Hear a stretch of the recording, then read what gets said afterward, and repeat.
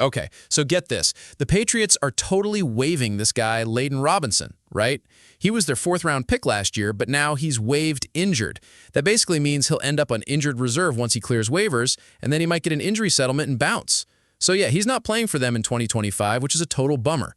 And honestly, this whole thing is just another sign that the Patriots' 2024 draft class was kind of a bust, except maybe for Drake May, the quarterback. It's looking like he might be the only one from that draft to even make the 53-man roster next year. How messed up is that?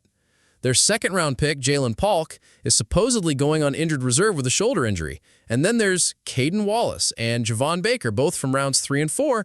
They're on the bubble and might not even survive the cuts on Tuesday.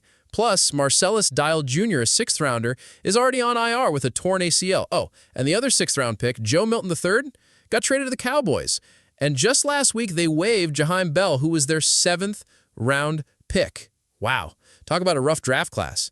Unless Drake May turns out to be some kind of superstar, this 2024 draft is going to be remembered as a huge miss for the Patriots, and they really need to start drafting better if they want to rebuild this team. Then, switching gears, you have the Buccaneers waiving Shiloh Sanders, who was an undrafted rookie.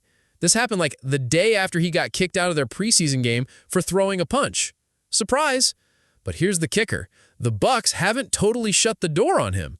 Apparently, they actually liked having him around, thinking he's a good kid and super respectful.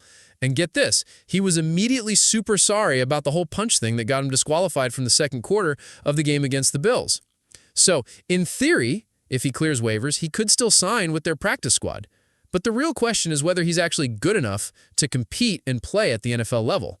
It's just tough because there are only so many spots on NFL rosters, like 1,696, and way more college players want to play than there are spots available. Tough break.